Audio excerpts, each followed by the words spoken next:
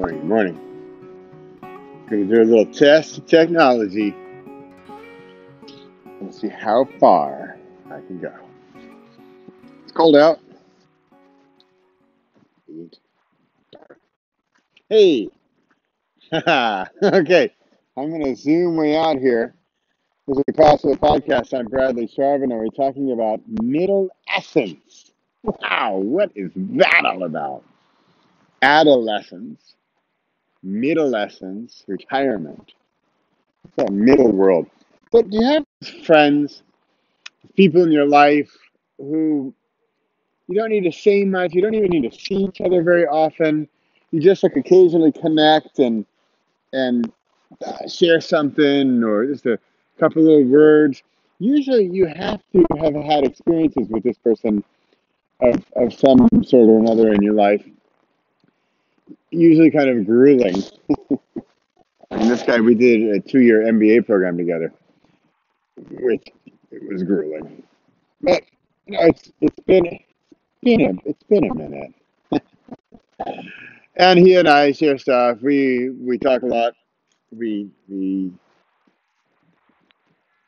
are on similar, parallel paths, yet on at the same time on different planes, so to speak. But he sent me a video of Chip Conley, TED Talk.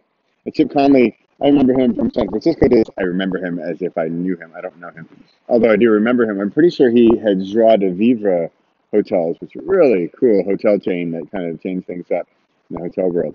So big, powerful Silicon Valley kind of dude.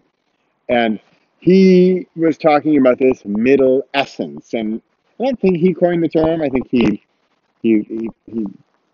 drudged it back up from the end of the 80s or 90s or something like that. And he was going to bring it back to life. And he has this organization called Elder Society Wisdom something. I'm botching his video. I will leave a link to his video underneath the show notes here. But what I wanted to get at was I wanted to combine this with a few things I'm working on because right now I'm full on into Spark mode and we're writing books with kids. And that's going well, I was going to say it's going great. It's going great and terrible at the same time. But it's that's honestly, that was the expectation. Let's make this awesome and terrible. So it's working. And I had a comment the other day from one of the moms who's working on, well, actually, she's finished her book with her son. And she says to me, it's like late at night, well, for me, late at night, I'm in a train station. And she says, you know what, Bradley? You know who's having fun with this? You know who's really enjoying this? You know who can't stop working on it and wants to do more? It's it's me. It's the mom. And I know this is supposed to be about the kids and their creativity and spark their energy and blah, blah, blah. I shouldn't blah, blah, blah my own program. But I do blah, blah, blah my own program because it's what I'm getting at as well. I don't think, I know this stuff. This is how it works.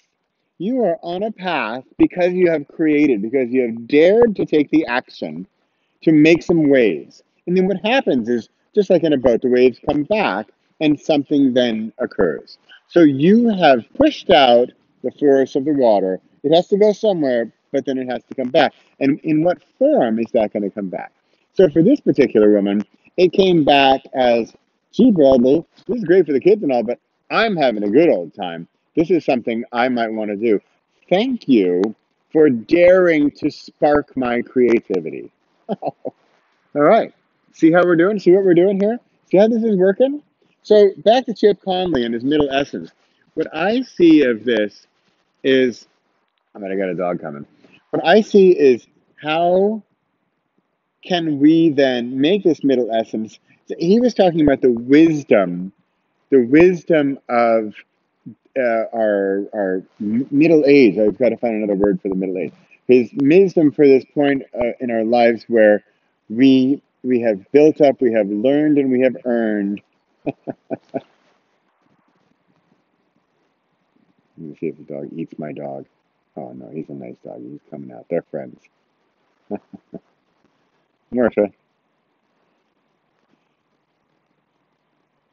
So a lot of the feedback I'm getting from Spark, I mean, I had two women in Spark who said, so first of all, Bradley, I don't have kids, and I'm not even sure I want to work with a kid. I have my own thing I want to do.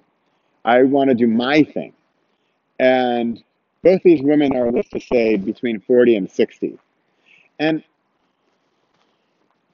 this middle essence he was talking about, he said what people are searching for, because they've had their big careers, they've worked really hard, they've made a lot of money, they've probably lost a lot of money too. Maybe they have lots of, maybe they have little. The money, it's almost become secondary. Because he talks about a guy who, there's this investment banker guy who had lots of money but very little meaning and purpose in his life. Then he worked together with a social worker who had a lot of meaning and purpose in her life, but not so much money. And they would walk on the beach and exchange ideas or something like that. And I'm seeing this, and I'm seeing, what do we need now in our lives? Sure, we need money. Of course, we need money. We need to pay the bills. But once we're beyond the money thing, what fulfills us? What is that meaning in our life? What is providing that inner energy that keeps us going? And not only keeps us going, but he was talking about, if you're 40 and you're thinking of living to 80, you're only halfway there. My mom's 81. She's writing a book right now. She's 81. Just turned 81 2 days ago. She's got her book. She's all excited about it. It's going great. Her book is awesome. I can't wait to read more of it. She sent me some chapters. And so she's 81. She's writing a book. She's writing her first book. She's 81. I have a 10-year-old. He just wrote his second book. His first was like at age 8 or something. And, yeah, you following along? 40, 30, 50, 60, whatever. I'm not so concerned with the number terribly. It's, where are you in your life? And do you have this inner something that wants to get out and you're not quite sure, what to do with it? You've got this thing. It's almost, I mean, just to put it, disgustingly, you want to like vomit it out. You want to get it out of yourself. And I truly believe that as this thing stays inside of us, it's a bit like there's this terrible verb. It's called fester. If you're not a native English speaker, or even if you are a native English speaker, it's an awful thing. It's like fester. It's like what diseases do. They like sit, or mold, and they sit around and they blah, blah, blah, blah, blah, blah, and they grow, but they're bad things. Right? I think fester is only negative. So these things fester if we don't let them out. So it is right now the end of 2019. 2020, I have so many books coming out. It's like, I would say it's not even funny, but it is kind of funny. It's actually really funny how many books I have coming out. And why? Because I am a creating machine. And okay, here's my big secret. You ready? Creating is what gives me meaning. Now, notice I didn't say it gives me, financial security. It gives me a passive income stream. No, it's meaning. If I get that stuff, great. But it's not my goal. My goal is meaning. My goal is to get this stuff from inside of me and let it out. And if we're back to Chip Conley talking about wisdom worker, I have all this wisdom. I have all this, he talks about knowledge and wisdom. He's like, yeah, you got your knowledge, but what's your wisdom?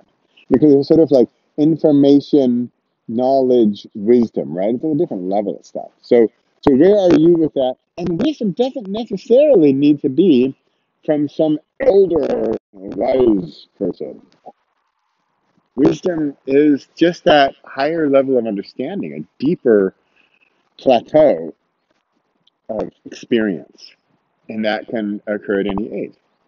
All right, 2020. What I often do in December is throw out ideas and sort of see what sticks. And so 2020 for me is really all about focus. And so the end of 19 here, I'm throwing stuff out and I'm going to see what sticks, and then I'm going to focus on that. But this Chip Conley video from Rich Robinson, it brings home this idea of meaning for for lack of a better word, these midlife. So Chip Conley even talks about midlife. He talks about midlife crisis, and I can see the crisis, but then I'm not having the crisis. I'm having like a midlife rebirth and renaissance. I'm just a renaissance man. Thank you very much. Yes. Where was I? On Elvis show tunes. Let me wrap this up. Okay? Create, spark the energy, dare to do it, ask yourself what's in there that needs to come out. Are you getting any book title ideas, Bradley? Decide what you're going to do. Create, play. That's my 2020, ladies and gentlemen. I'm getting more and more focused on it. You know what helps doing it? Is standing right here because I am walking the talk. This is what I'm talking about. This is, in my view, the essence of creation. I'm out here, my feet are freezing. It's like 2 degrees. 2 degrees, my feet are freezing, and I'm out here making a video. There's giant dogs about to eat my dog. Hi, dog. Hi, dog. It's okay. It's okay. That's a big dog. Hopefully, he won't eat my camera. So I'm out here freezing. I'm walking the talk. I'm daring to create. I'm just making it happen. I'm creating without necessarily a plan or an architect because I'm a typical gardener who just sows seeds, and I'm going to see how this works.